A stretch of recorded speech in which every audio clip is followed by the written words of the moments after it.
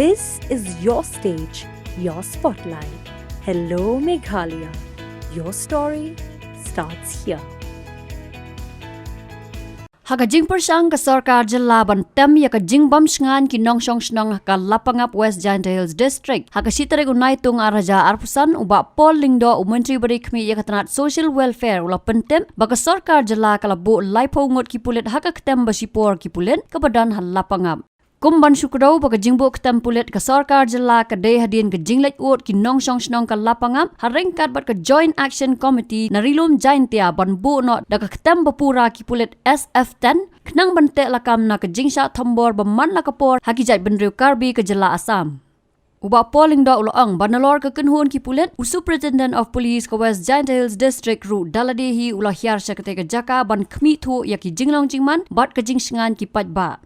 Halor ka jingkli balada ka Sokar kan bun ya ka Ktem bapura ki Pulit uba pol uloang bayakane ansa perkhat hadin ka jinga penbet ya ki jinga ka ja lingba ka Regional Committee. Initially, a group of the Meghalaya police of 10 members were immediately rushed to the site at Lapangap. Today, we have 30 police personnel, 15 from the 1st MLP Battalion, 15 from the 3rd MLP Battalion, led by the SP of West Giant Hills, who are on the ground in the makeshift camp that we have set up at Lapangap.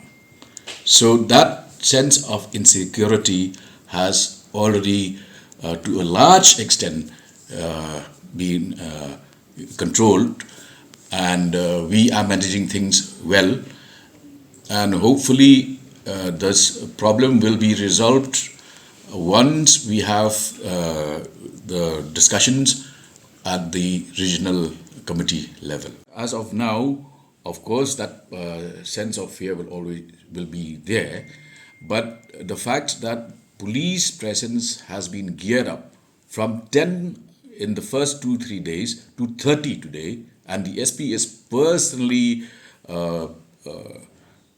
overseeing the operations.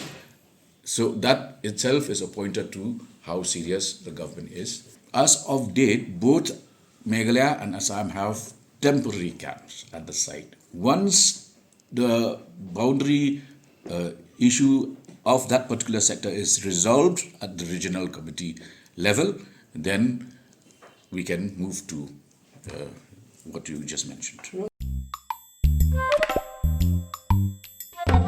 Habatin, pej bahagi kishab, kashab plus F.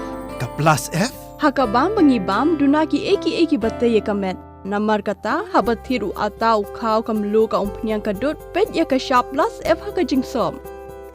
Yaki nutrient kumki vitamin bat ka ayan la icon diat bat ka bathau bha kam kta ka dur jingki mar bam ka jing mat lani ka rukom shed yaki balehi banai kita kadon ka we ka jing mentoy ba kongsan ka kot ka khia ka nutrition ba kham bha ka jing im ba kham bha pendon kam daki mar bam madon ka sharp plus F menta kasni Lawan Ra Shafi Lingba ko office jong Commissionerate of Food Safety Meghalaya.